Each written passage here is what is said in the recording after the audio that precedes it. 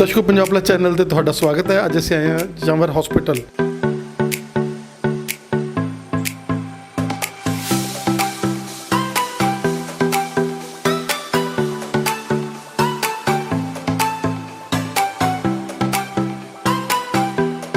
ਫਗਵਾੜੇ ਦੇ ਵਿੱਚ ਪਹਿਲਾ ਬ੍ਰੇਨ ਤੇ ਸਪਾਈਨ ਦਾ ਸੈਂਟਰ ਹੈ।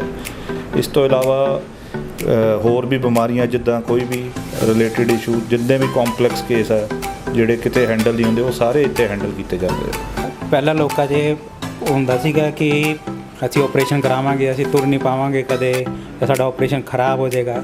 ਪਰ ਅੱਜ ਕੱਲ੍ਹ ਇਹ ਜੀ ਟੈਕਨੋਲੋਜੀਜ਼ ਹੈ, ਇੱਦਾਂ ਦੇ ਇਕਵਿਪਮੈਂਟਸ ਹੈ ਸਾਡੇ ਕੋਲ ਕਿ ਮਿਨੀਮਲ ਇਨਵੇਸਿਵ ਸਪਾਈਨ ਜਿਹਨੂੰ ਆਪਾਂ ਕਹਿੰਦੇ ਹਾਂ, ਬਿਨਾਂ ਵੱਡਾ ਚੀਰਾ ਲਾਏ ਛੋਟੇ ਛੋਟੇ ਚੀਰਿਆਂ 'ਚ ਵੀ ਆਪਰੇਸ਼ਨ ਹੋ ਜਾਂਦਾ ਹੈ। ਜ਼ਿਆਦਾਤਰ ਮਰੀਜ਼ ਇੱਥੇ ਹਸਪੀਟਲ ਜਾਂਦੇ ਸੀ, ਫਿਰ ਉਹਨਾਂ ਨੂੰ ਰੈਫਰ ਕਰ ਦਿੱਤਾ ਜਾਂਦਾ ਸੀ, ਜਿਹਦੇ ਵਿੱਚ ਕਾਫੀ ਟਾਈਮ ਖਰਾਬ ਵੀ ਹੋ ਜਾਂਦਾ ਸੀ ਅਤੇ ਅਲਟੀਮੇਟਲੀ ਮਰੀਜ਼ ਦਾ ਹੀ ਨੁਕਸਾਨ ਹੁੰਦਾ ਸੀ। ਸੋ ਉਹਨੂੰ ਮੱਦੇਨਜ਼ਰ ਰੱਖਦੇ ਇਹ ਲੋਕੇਸ਼ਨ ਵੀ ਬੜੀ ਸੈਂਟਰਲ ਹੈ ਅਤੇ ਬੜੀ ਹੀ ਅਪਰੋਚੇਬਲ ਹੈ।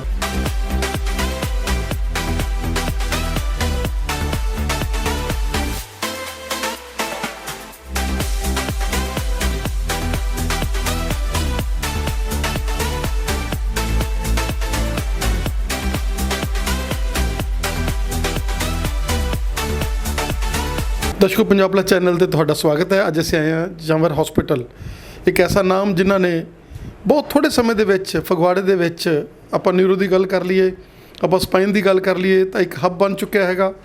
ਆਪਾਂ ਗੱਲ ਕरें ਡਾਕਟਰ ਐਸ ਜਮਰ ਜੀ ਦੇ ਨਾਲ ਔਰ ਡਾਕਟਰ ਸਾਹਿਬ ਦੇ ਨਾਲ ਜਿਹੜੇ ਬੰਬਈ ਤੋਂ ਹੀ ਕੈਨ ਹਸਪੀਟਲ ਤੋਂ ਹੀ ਇਹ ਪੜ੍ਹੇ ਹੋਏ ਨੇ। ਡਾਕਟਰ ਸਾਹਿਬ ਤੁਹਾਡਾ ਦੋਨਾਂ ਦਾ ਸਵਾਗਤ ਹੈ ਸਾਡੇ ਸਪੈਸ਼ਲ ਸ਼ੋਅ 'ਚ।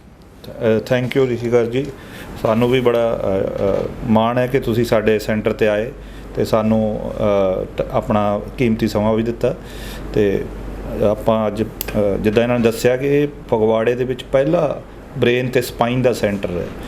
ਇਸ ਤੋਂ ਇਲਾਵਾ ਹੋਰ ਵੀ ਬਿਮਾਰੀਆਂ ਜਿੱਦਾਂ ਕੋਈ ਵੀ ਰਿਲੇਟਡ ਇਸ਼ੂ ਜਿੰਨੇ ਵੀ ਕੰਪਲੈਕਸ ਕੇਸ ਹੈ ਜਿਹੜੇ ਕਿਤੇ ਹੈਂਡਲ नहीं ਹੁੰਦੇ ਉਹ ਸਾਰੇ ਇੱਥੇ ਹੈਂਡਲ ਕੀਤੇ ਜਾਂਦੇ ਆ। डॉक्टर बलविंदर जी, आपका भी स्वागत है हमारे स्पेशल शो में। थैंक यू जी, थैंक यू।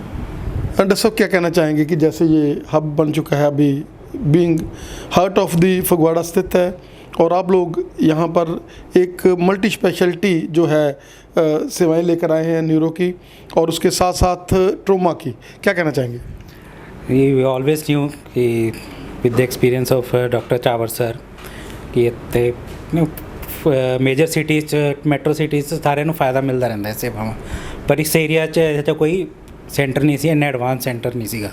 ਅਤੇ ਇਸ ਕਰਕੇ ਅਸੀਂ ਡਿਸਾਈਡ ਕੀਤਾ ਸੀ ਕਿ ਆਪਾਂ ਇੱਦਾਂ ਜਗ੍ਹਾ ਲੋਕਾਂ ਨੂੰ ਸੇਵਾ ਦੇਈਏ ਕਿ ਜਿੱਥੇ ਉਹਨਾਂ ਨੂੰ ਜ਼ਿਆਦਾ ਦੂਰ ਨਾ ਜਾਣਾ ਪਵੇ, ਕਿਉਂਕਿ ਜੋ ਹੈਡ ਇੰਜਰੀਜ਼ ਜਾਂ ਫਿਰ ਬਾਕੀ ਚੀਜ਼ਾਂ ਹੁੰਦੀਆਂ, ਬ੍ਰੇਨ ਦੀ ਚੀਜ਼ਾਂ, ਸਪਾਈਨ ਦੀ ਚੀਜ਼ਾਂ ਹੁੰਦੀਆਂ, ਸਪਾਈਨਲ ਕੋਰਡ ਇੰਜਰੀਜ਼ ਹੁੰਦੀਆਂ, ਇਹ ਲੋਕਾਂ ਨੂੰ ਆਪਾਂ ਜ਼ਿਆਦਾ ਦੂਰ ਜਾਂ ਫਿਰ ਜ਼ਿਆਦਾ ਟਰੈਵਲਿੰਗ ਐਡਵਾਈਸ ਨਹੀਂ ਕਰਦੇ ਕਿਉਂਕਿ ਉਸ 'ਚ ਆਪਣਾ ਪ੍ਰੈਸ਼ੀਅਸ ਟਾਈਮ ਵੇਸਟ ਹੁੰਦਾ ਹੈ।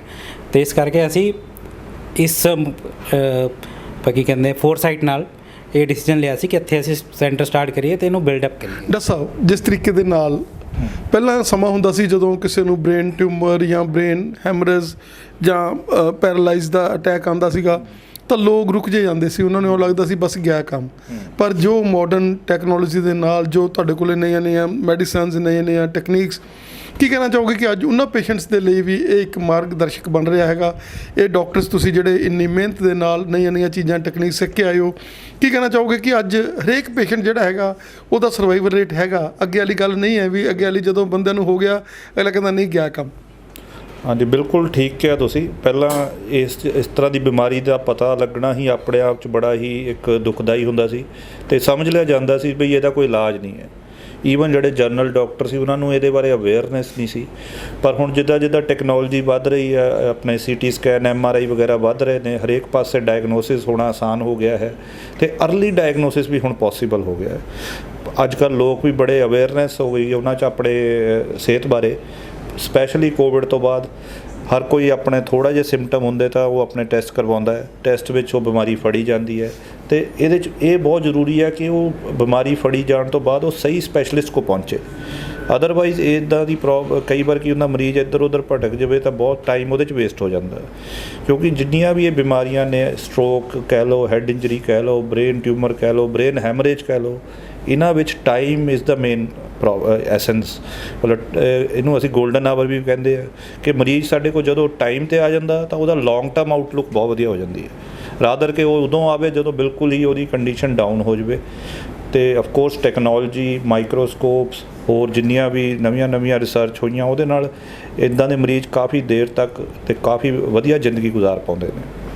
Doctor Sahib, being on GT road ਔਰ ਹਾਰਟ ਆਫ ਫਗਵਾੜਾ, ਜਿੱਥੇ ਕਿ ਬਿਲਕੁਲ ਹੀ ਟਾਈਮ ਨਹੀਂ ਲੱਗਦਾ ਗਾ, ਤੁਸੀਂ ਨਾਲ ਹੀ ਇਕੱਠ ਹੈਗਾ, ਮਤਲਬ ਪੇਸ਼ੈਂਟ ਦੇ ਲਈ ਇੱਕ ਬਹੁਤ ਵੱਡੀ ਸੇਵਾ। ਜੇ ਆਪਾਂ ਕਪੂਰਥਲਾ ਦੀ ਗੱਲ ਕਰ ਲਈਏ, ਜੇ ਆਪਾਂ ਕਰਤਾਰਪੁਰਾ ਦੀ ਗੱਲ ਕਰ ਲਈਏ, ਨਕੋਦਰ ਦੀ ਗੱਲ ਕਰ ਲਈਏ, ਸ਼ਾਹਕੋਟ ਦੀ ਗੱਲ ਕਰ ਲਈਏ, ਜਲੰਧਰ ਦੀ ਗੱਲ ਕਰ ਲਈਏ, ਤਾਂ ਉਹਨਾਂ ਨੂੰ ਜਦੋਂ ਪਹਿਲਾਂ ਲੋਕ ਕੋਸ਼ਿਸ਼ ਕਰਦੇ ਸੀ ਅਸੀਂ DMC CMC ਜਾਈਏ, ਵੱਡੇ ਹਸਪੀਟਲਾਂ ਜਾਈਏ, ਔਰ ਹੁਣ ਜਿਸ ਤਰੀਕੇ ਦੇ ਨਾਲ ਤੁਸੀਂ ਇਹਨੂੰ ਹੱਬ ਬਣਾਤਾ ਹੈਗਾ ਨਿਊਰੋ ਦੀ, ਜਿਸ ਤਰੀਕੇ ਦੇ ਨਾਲ ਇਲਾਜ ਹੋ ਰਿਹਾ ਇੱਥੇ, ਔਰ ਜਿੱਦਾਂ ਟਾਈਮ ਇਜ਼ ਮਸਲ, ਜਿੱਦਾਂ ਤੁਸੀਂ ਦੱਸ ਰਹੇ ਹੋ ਕਿ ਟਾਈਮ ਮਸਲਾ ਹੈ, ਜਦੋਂ ਟਾਈਮ ਜਿਹੜਾ ਪ੍ਰੀਸ਼ੀਅਸ ਆਵਰਸ ਹੈਗੇ ਆ, ਜੇ ਉਹ ਉਸ ਟਾਈਮ 'ਚ ਪਹੁੰਚ ਜਾਵੇ ਤਾਂ ਇੱਥੇ ਤਾਂ ਕੋਈ ਡਿਫਰੈਂਸ ਹੀ ਨਹੀਂ ਹੈ, ਟਾਈਮ ਦਾ ਬੜਾ ਬੱਚਤ ਹੈਗੀ ਆ ਬੀਇੰਗ ਔਨ ਮੇਨ ਰੋਡ। ਬਿਲਕੁਲ ਤੁਸੀਂ ਬਿਲਕੁਲ ਸਹੀ ਦੱਸਿਆ। ਮੈਂ ਕਾਫੀ ਟਾਈਮ ਤੋਂ as a professor CMC DMC ਵਗੈਰਾ ਆਪਣਾ ਲੁਧਿਆਣੇ 'ਚ ਆਪਣਾ ਕੰਮ ਕਰ ਰਿਹਾ ਸੀ, ਅਤੇ ਮੈਂ ਰਿਅਲਾਈਜ਼ ਕੀਤਾ, ਤੁਸੀਂ ਦੇਖੋ ਜਲੰਧਰ ਤੋਂ ਲੈ ਕੇ ਲੁਧਿਆਣਾ ਤੱਕ ਵਿੱਚ ਕੋਈ ਵੀ ਜਗ੍ਹਾ ਨਹੀਂ ਹੈ ਜਿੱਥੇ ਕੋਈ ਸਹੀ ਟਰੀਟਮੈਂਟ ਐਕਸੀਡੈਂਟ ਕੇਸਿਸ ਜਾਂ ਹੋਰ ਜਿਹੜੇ ਐਮਰਜੈਂਸੀਸ ਉਹਨਾਂ ਦਾ ਪੋਸੀਬਲ ਸੀ। ਜ਼ਿਆਦਾਤਰ ਮਰੀਜ਼ ਇੱਥੇ ਹਸਪੀਟਲ ਜਾਂਦੇ ਸੀ, ਫਿਰ ਉਹਨਾਂ ਨੂੰ ਰੈਫਰ ਕਰ ਦਿੱਤਾ ਜਾਂਦਾ ਸੀ, ਜਿਹਦੇ ਵਿੱਚ ਕਾਫੀ ਟਾਈਮ ਖਰਾਬ ਵੀ ਹੋ ਜਾਂਦਾ ਸੀ ਅਤੇ ਅਲਟੀਮੇਟਲੀ ਮਰੀਜ਼ ਦਾ ਹੀ ਨੁਕਸਾਨ ਹੁੰਦਾ ਸੀ। ਸੋ ਉਹਨੂੰ ਮੱਦੇਨਜ਼ਰ ਰੱਖਦੇ ਇਹ ਲੋਕੇਸ਼ਨ ਵੀ ਬੜੀ ਸੈਂਟਰਲ ਹੈ ਅਤੇ ਬੜੀ ਹੀ ਅਪਰੋਚੇਬਲ ਹੈ, ਅਤੇ ਸਾਡੇ ਕੋਲ ਆ ਵੀ ਰਹੇ ਨੇ ਕੇਸਿਸ ਜਿਹੜੇ ਬਿਲਕੁਲ ਹੈਡ ਇੰਜਰੀ ਦੇ ਕਹਿ ਲਓ ਕਿ ਪਹਿਲੇ ਘੰਟੇ 'ਚ ਜਾਂ ਉਸੇ ਟਾਈਮ ਸਾਡੇ ਕੋਲ ਆ ਜਾਂਦੇ ਆ, ਅਤੇ ਜਿਨ੍ਹਾਂ ਨੂੰ ਐਟਲੀਸਟ ਇੱਕ ਇਨੀਸ਼ੀਅਲ ਸਾਰਾ ਉਦੋਂ ਮੈਨੇਜਮੈਂਟ ਹੋ ਜਾਂਦੀ ਹੈ। ਡਾਕਟਰ ਸਾਹਿਬ, ਤੁਸੀਂ ਇੱਥੇ ਹਸਪੀਟਲ ਦੇ ਵਿੱਚ ਬਹੁਤ ਵਧੀਆ ਜਿਹੜੇ ਡਾਕਟਰਸ ਹੈਗੇ ਆ ਉਹ ਨਾਲ ਇੰਟੈਂਗਲ ਕੀਤੇ ਨੇ, ਔਰ ਆਪਾਂ ਹਾਰਟ ਦੀ ਗੱਲ ਕਰ ਲਈਏ, ਕਿਉਂਕਿ ਜਿਹੜਾ ਨਿਊਰੋ ਵਾਲਾ ਪੇਸ਼ੈਂਟ ਆ ਉਹ ਮਲਟੀ ਸੈਂਸਿਸ ਹੁੰਦਾ, ਔਰ ਉਹਦੇ ਵਿੱਚ ਬੰਦੇ ਨੂੰ ਕਈ ਵਾਰ ਹੋਰ ਵੀ ਪ੍ਰੋਬਲਮ ਜਿਹੜੀਆਂ ਹੁੰਦੀਆਂ, ਔਰ ਉਹਦੇ ਲਈ ਤੁਹਾਡੇ ਕੋਲ ਬੜੀ ਵਧੀਆ ਟੀਮ ਹੈਗੀ ਆ, ਜਿਹੜੀ ਕਿ ਐਨਸੀਸੀਆ ਦਾ ਤੁਹਾਡੇ ਕੋਲ ਡਾਕਟਰ ਰਾਊਂਡ ਦੀ ਕਲੌਕ ਹੈਗਾ, ਔਰ ਉਹਦੇ ਨਾਲ ਹਾਰਟ ਦੀ ਗੱਲ ਕਰ ਲਈਏ, ਉਹਦੇ ਨਾਲ ਜਿੱਦਾਂ ਡਾਕਟਰ ਸਾਹਿਬ ਜਿਹੜੇ ਹੈਗੇ ਆ, ਇੱਕ ਸੈਕਿੰਡ ਜਿਹੜਾ ਹੈਗਾ ਤੁਹਾਡੇ ਕੋਲੇ ਦੋ, ਮਤਲਬ ਇੱਕ ਸਮੇਂ ਦੇ ਉੱਪਰ ਹੀ ਡਾਕਟਰ ਜਿਹੜੇ ਅਵੇਲੇਬਲ ਆ, ਕਿਉਂਕਿ ਦੋਵਾਂ ਜਣਿਆਂ ਦੀ ਸਲਾਹ ਉਸ ਟਾਈਮ ਦੇ ਉੱਪਰ ਪ੍ਰੀਸ਼ੀਅਸ ਆਵਰਸ ਹੁੰਦੇ ਆ, ਔਰ ਬੜੀ ਜਲਦੀ ਡਿਸੀਜਨ ਲੈਣੇ ਹੁੰਦੇ ਆ।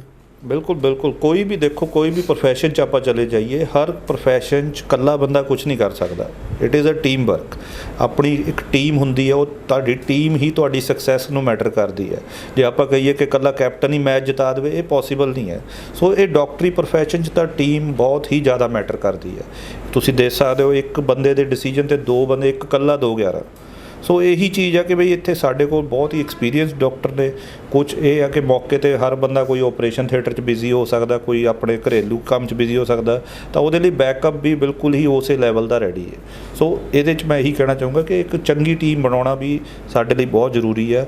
ਕੋਈ ਵੀ ਹਸਪੀਟਲ ਸਿਰਫ ਮਸ਼ੀਨਾਂ ਨਾਲ ਜਾਂ ਹੋਰ ਬਿਲਡਿੰਗ ਨਾਲ ਨਹੀਂ ਚੱਲ ਸਕਦਾ। ਉਹਦੇ ਲਈ ਇੱਕ ਡਾਕਟਰਾਂ ਦੀ ਐਕਸਪੀਰੀਅੰਸ ਅਤੇ ਆਈ ਥਿੰਕ ਸੈਂਸਿਟਿਵ ਟੀਮ ਹੋਣਾ ਬਹੁਤ ਜ਼ਰੂਰੀ ਹੈ। ਡਾਕਟਰ ਸਾਹਿਬ, ਕੀ ਕਹਿਣਾ ਚਾਹੋਗੇ ਕਿ ਪਿਛਲੇ ਸਮੇਂ ਦੇ ਵਿੱਚ ਜਦੋਂ ਰੀੜ੍ਹ ਦੀ ਹੱਡੀ ਦੀ ਕੋਈ ਪ੍ਰੋਬਲਮ ਆ ਜਾਂਦੀ ਸੀ ਤਾਂ ਲੋਕ ਸਮਝਦੇ ਸੀ ਕਿ ਰੀੜ੍ਹ ਦੀ ਹੱਡੀ ਵਾਲਾ ਜਿਹੜੇ ਇੱਕ ਵਾਰੀ ਉਹਨੇ ਕੋਈ ਕਰਾ ਲਿਆ ਤਾਂ ਉਹ ਸਾਰੀ ਜ਼ਿੰਦਗੀ ਬਸ ਮੰਜੇ 'ਤੇ ਹੀ ਪਿਆ ਰਹੂਗਾ, ਇਹੋ ਜਿਹੀ ਲੋਕਾਂ ਦੀ ਧਾਰਨਾ ਸੀਗੀ। ਪਰ ਜਿਸ ਤਰੀਕੇ ਦੇ ਨਾਲ ਅੱਜ ਤੁਸੀਂ ਬਹੁਤ ਥੋੜ੍ਹੇ ਕੱਟ ਲਗਾ ਕੇ ਬੜਾ ਕੰਪਿਊਟਰ ਨੈਵੀਗੇਸ਼ਨਾਂ ਦੇ ਨਾਲ ਇਹ ਜਿਹੜੀਆਂ ਸਪਾਈਨ ਦੀਆਂ ਸਰਜਰੀਆਂ ਕਰ ਰਹੇ ਹੋ, ਕੀ ਕਹਿਣਾ ਚਾਹੋਗੇ ਕਿ ਅੱਜ ਘਬਰਾਉਣ ਦੀ ਲੋੜ ਨਹੀਂ? ਰੀੜ੍ਹ ਦੀ ਹੱਡੀ ਦੀ ਕੋਈ ਵੀ ਪ੍ਰੋਬਲਮ ਹੈਗੀ ਆ ਤਾਂ ਉਹ ਇੱਕ ਉਹਦਾ ਇਲਾਜ ਸੰਭਵ ਹੈਗਾ ਇਸ ਹਸਪੀਟਲ ਦੇ ਵਿੱਚ, ਜਿਹੜਾ ਕਿ ਇੱਕ ਆਸਥਾ ਦਾ ਕੇਂਦਰ ਬਣ ਚੁੱਕਿਆ। ਜੀ ਬਿਲਕੁਲ ਸਹੀ ਕਿਹਾ। ਪਹਿਲਾਂ ਲੋਕਾਂ 'ਚ ਹੁੰਦਾ ਸੀਗਾ ਕਿ ਅਸੀਂ ਆਪਰੇਸ਼ਨ ਕਰਾਵਾਂਗੇ, ਅਸੀਂ ਤੁਰ ਨਹੀਂ ਪਾਵਾਂਗੇ ਕਦੇ, ਜਾਂ ਸਾਡਾ ਆਪਰੇਸ਼ਨ ਖਰਾਬ ਹੋ ਜਾਏਗਾ।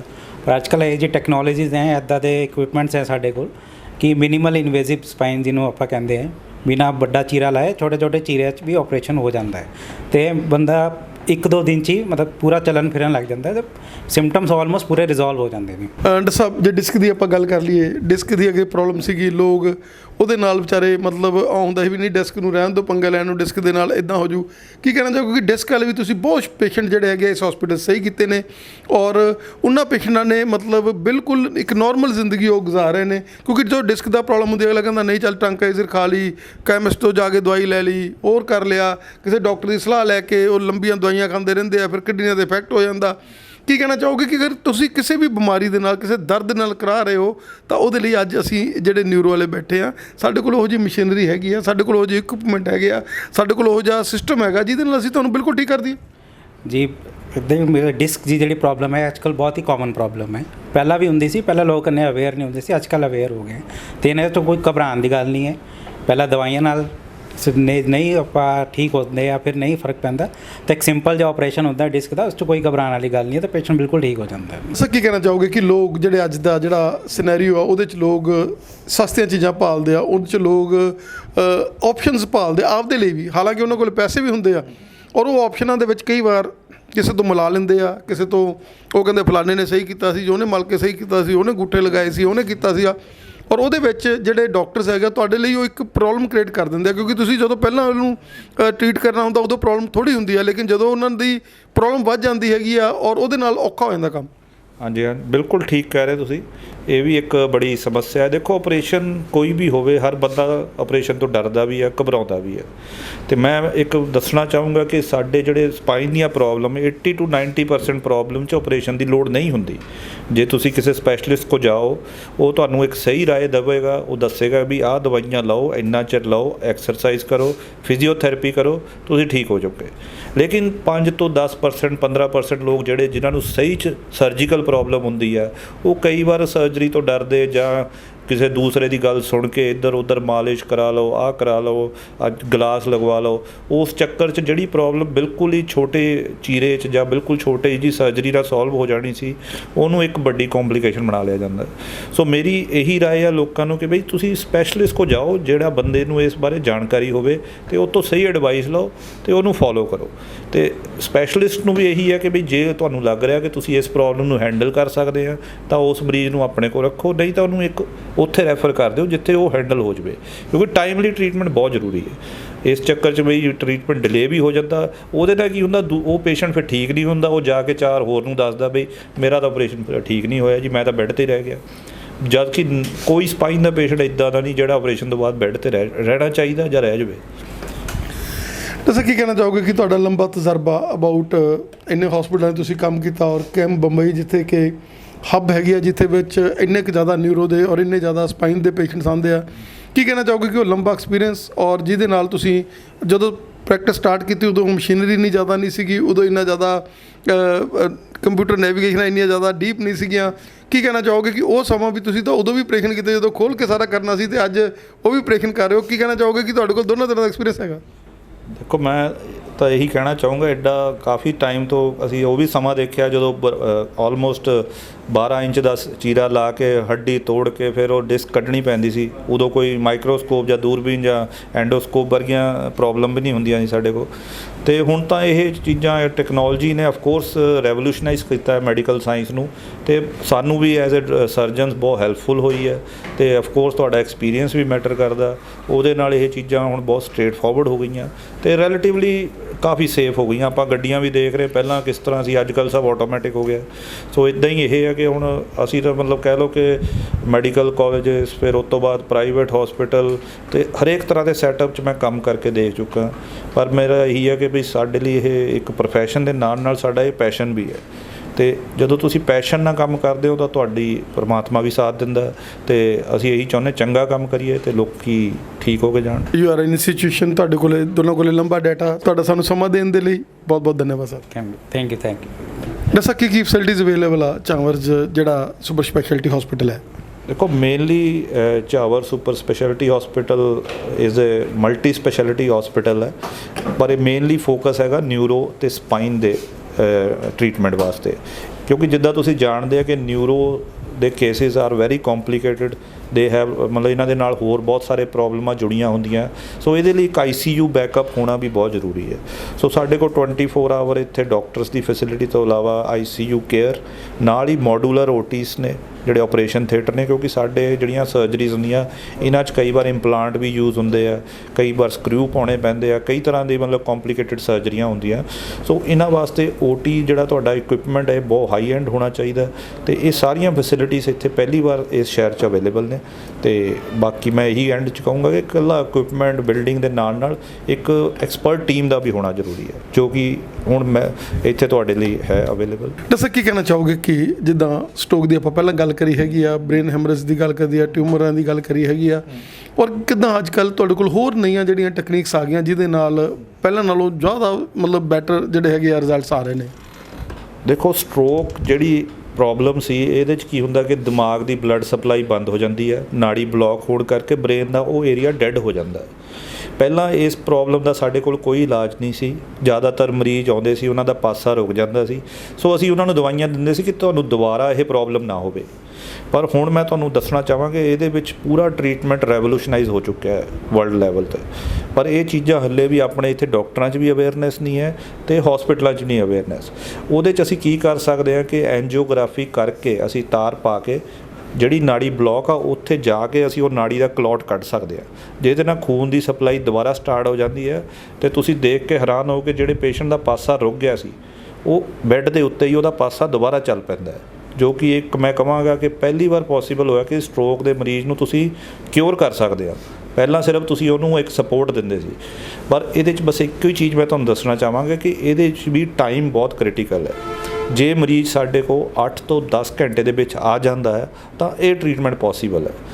ਉਦੋਂ ਤੱਕ ਨਾੜੀ ਦੇ ਖੂਨ ਰੁਕਣ ਕਰਕੇ ਜਿਹੜਾ ਦਿਮਾਗ ਦਾ ਜਿਹੜਾ ਫਲੋ ਆ ਉਹ ਜੇ ਦੁਬਾਰਾ ਰਿਸਟੋਰ ਕੀਤਾ ਜਾਵੇ ਤਾਂ ਉਹ ਰਿਕਵਰੀ ਹੋ ਜਾਂਦੀ ਹੈ। 8 ਤੋਂ 10 ਘੰਟੇ ਬਾਅਦ ਕੀ ਹੁੰਦਾ ਕਿ ਫਿਰ ਉਹ ਦਿਮਾਗ ਨੂੰ ਪਰਮਾਨੈਂਟ ਡੈਮੇਜ ਹੋ ਜਾਂਦਾ, ਫਿਰ ਰਿਸਟੋਰ ਕਰਨ ਦਾ ਕੋਈ ਇੰਨਾ ਫਾਇਦਾ ਨਹੀਂ ਹੁੰਦਾ। ਬਟ 8 ਤੋਂ 10 ਘੰਟੇ ਤਾਂ ਬਹੁਤ ਜ਼ਿਆਦਾ ਹੁੰਦੇ ਨੇ। ਜ਼ਿਆਦਾਤਰ ਮਰੀਜ਼ ਇੰਨੇ ਟਾਈਮ ਵਿੱਚ ਕਿਸੇ ਨਾ ਕਿਸੇ ਸੈਂਟਰ 'ਤੇ ਪਹੁੰਚ ਸਕਦੇ ਨੇ, ਅਤੇ ਉਹਦੇ ਲਈ ਇਹ ਸੈਂਟਰ ਸਟ੍ਰੋਕ ਰੈਡੀ ਹੋਣਾ ਜ਼ਰੂਰੀ ਹੈ। ਡਾਕਟਰ ਸਾਹਿਬ ਤੁਹਾਡਾ ਧੰਨਵਾਦ ਸਮਾਂ ਦੇਣ ਦੇ ਲਈ। ਥੈਂਕ ਯੂ ਜੀ, ਥੈਂਕ ਯੂ, ਧੰਨਵਾਦ। ਸਾਰਿਆਂ ਨੂੰ ਪਿਆਰ ਭਰੀ ਸਤਿ ਸ਼੍ਰੀ ਅਕਾਲ। ਇਹ ਝਾਵਰ ਹਸਪੀਟਲ ਫਗਵਾੜਾ GT ਰੋਡ 'ਤੇ ਸਥਿਤ ਹੈ। ਆਜੋ ਤੁਹਾਨੂੰ ਹਸਪੀਟਲ ਦੇ ਵਿੱਚ ਜੋ ਫੈਸਿਲਿਟੀਆਂ ਉਹਨਾਂ ਬਾਰੇ ਜਾਣਕਾਰੀ ਦਿੰਦੇ ਹਾਂ। ਸਾਡਾ ਹਸਪੀਟਲ ਦਾ ਰਿਸੈਪਸ਼ਨ ਏਰੀਆ ਹੈ ਜਿੱਥੇ ਅਸੀਂ ਪੇਸ਼ੈਂਟ ਨੂੰ ਅਟੈਂਡ ਕਰਦੇ ਹਾਂ। ਇਹ ਸਾਡਾ ਹਸਪੀਟਲ ਦਾ ਰਿਸੈਪਸ਼ਨ ਏਰੀਆ ਹੈ। ਇਹ ਡਾਕਟਰ ਸੁਖਦੀਪ ਸਿੰਘ ਝਾਵਰ ਦੀ OPD, ਫਸਟ OPD। ਹਾਂਜੀ, ਇਹ ਸਾਡੇ ਹਸਪੀਟਲ ਦੇ EMO ਡਾਕਟਰਸ ਨੇ ਜਿਹੜੇ 24 ਘੰਟੇ ਇੱਥੇ ਅਵੇਲੇਬਲ ਹੁੰਦੇ ਨੇ, ਐਮਰਜੈਂਸੀ ਅਟੈਂਡ ਕਰਦੇ ਨੇ। ਆਜੋ ਹੁਣ ਤੁਹਾਨੂੰ ਸਾਡਾ ਹਸਪੀਟਲ ਦਾ ਐਮਰਜੈਂਸੀ ਰੂਮ ਦਿਖਾਉਂਦੇ ਹਾਂ। ਇਹ ਐਮਰਜੈਂਸੀ ਰੂਮ ਹੈ। ਕੋਈ ਪੇਸ਼ੈਂਟ ਇੱਥੇ ਅਟੈਂਡ ਕੀਤਾ ਜਾਂਦਾ, ਜੇ ਸਟਿਚਸ ਵਗੈਰਾ ਲਾਉਣੇ ਆ ਜਾਂ ਕੁਝ ਵੀ ਕਰਨਾ ਹੈ, ਫਸਟ ਏਡ ਦੇ ਕੇ ਅਸੀਂ ਫਿਰ ਪੇਸ਼ੈਂਟ ਦਾ ਡਿਪੈਂਡ ਕਰਦੇ ਹਾਂ ਕਿੱਥੇ ਅਸੀਂ ਸ਼ਿਫਟ ਕਰਨਾ ਅੱਗੇ। ਇਹ 3 ਬੈੱਡਡ ਸੈਮੀ ਐਮਰਜੈਂਸੀ ਹੈ। ਪੇਸ਼ੈਂਟ ਨੂੰ ਅਸੀਂ ਫਿਰ ਇੱਥੇ ਰੱਖਦੇ ਹਾਂ। ਫਿਰ ਇੱਥੋਂ ਅਸੀਂ ਡਾਕਟਰ ਜਿੱਥੇ ਵੀ ਸਾਨੂੰ ਕਹਿੰਦੇ ਨੇ ICU 'ਚ ਸ਼ਿਫਟ ਕਰਨਾ, ਵਾਰਡ ਸ਼ਿਫਟ ਕਰਨਾ ਜਾਂ ਪ੍ਰਾਈਵੇਟ ਸ਼ਿਫਟ ਕਰਨਾ, ਉੱਥੇ ਅਸੀਂ ਪੇਸ਼ੈਂਟ ਨੂੰ ਸ਼ਿਫਟ ਕਰ ਦਿੰਦੇ ਹਾਂ। ਇਹ ਪੇਸ਼ੈਂਟ ਬੈੱਡ ਲਿਫਟ ਹੈ। ਇੱਥੋਂ ਅਸੀਂ ਪੇਸ਼ੈਂਟ ਨੂੰ ਉੱਪਰ ਜਿੱਥੇ ਵੀ ਸ਼ਿਫਟ ਕਰਨਾ ਇਸ ਦੇ ਰਾਹੀਂ ਸ਼ਿਫਟ ਕਰਦੇ ਹਾਂ। ਆਓ ਹੁਣ ਤੁਹਾਨੂੰ ਸਾਡਾ ICU ਦਿਖਾਉਂਦੇ ਹਾਂ। ਸਾਡਾ ICU ਫੁੱਲ ਫਰਨਿਸ਼ਡ, ਫੁੱਲ ਟਿਊਬਡ, ਜਿਹਨੂੰ ਕਹਿੰਦੇ ਨੇ ਉਹ ICU ਹੈ। ਕਰਸ਼ ਕਾਰਡ ਹੈ ਜਿੱਥੇ ਐਮਰਜੈਂਸੀ ਸਾਰੀਆਂ ਮੈਡੀਸਿਨਸ ਹੁੰਦੀਆਂ ਪੇਸ਼ੈਂਟ ਨੂੰ ਫਸਟ ਏਡ ਦੇਣ ਲਈ। ਇਹ ਸਾਡੇ ਮੋਨੀਟਰਸ ਜੋ 5 ਪੈਰਾਮੀਟਰ ਮੋਨੀਟਰਸ, ਅੱਛੀ made in Germany, 4 bedded ICU ਹੈ ਸਾਡਾ। ਇਹ ਵੈਂਟੀਲੇਟਰ ਜਿਹਨੂੰ ਅਸੀਂ ਪੰਜਾਬੀ 'ਚ ਕਹਿੰਦੇ ਨੇ ਸਾਹ ਦੇਣ ਵਾਲੀ ਮਸ਼ੀਨ। ਐਮਰਜੈਂਸੀ ਕਈ ਵਾਰ ਮਰੀਜ਼ ਨੂੰ ਸਾਹ ਦੇਣ ਦੀ ਲੋੜ ਪੈਂਦੀ ਹੈ। ਸਾਡੇ ਹਸਪੀਟਲ 'ਚ ਜੋ ਵੀ ਲੁਧਿਆਣੇ, ਜਲੰਧਰ, PGI ਜੋ ਫੈਸਿਲਿਟੀਆਂ, ਸਾਰੀਆਂ ਫੈਸਿਲਿਟੀਆਂ ਸਾਡੇ ICU ਵਿੱਚ ਹੈਗੀਆਂ ਨੇ। ਇੱਥੇ ਸਫਾਈ ਦਾ ਦੇਖੋ ਪੂਰਾ ਧਿਆਨ ਰੱਖਿਆ ਜਾਂਦਾ। ਇਹ ਸਾਡਾ ਮਾਡੂਲਰ ਆਪਰੇਸ਼ਨ ਥੀਏਟਰ ਹੈ। ਅੱਜ ਤੁਹਾਨੂੰ ਦਿਖਾਉਂਦੇ ਹਾਂ। ਚੇਂਜਿੰਗ ਰੂਮ ਹੈ।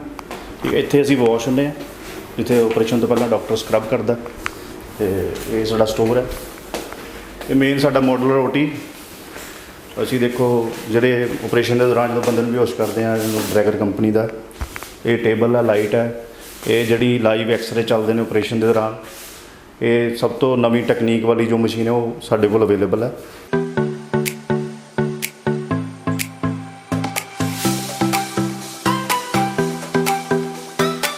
ਇੱਧਰ ਸਾਡਾ ਪ੍ਰਾਈਵੇਟ ਵਾਰਡ ਅਤੇ ਪ੍ਰਾਈਵੇਟ ਰੂਮ ਵਾਲਾ ਏਰੀਆ ਜਦੋਂ ਤੁਹਾਨੂੰ ਦਿਖਾਉਂਦੇ ਹਾਂ। ਇਹ ਸਾਡਾ AC ਵਾਰਡ ਅਤੇ ਵਿਦ ਪਲੱਸ ਇੱਧਰ ਪ੍ਰਾਈਵੇਟ ਰੂਮਸ ਨੇ। ਹਾਂਜੀ, ਇਹ ਸਾਡੇ ਲਗਜ਼ਰੀ ਰੂਮ ਨੇ, ਪ੍ਰਾਈਵੇਟ ਰੂਮ।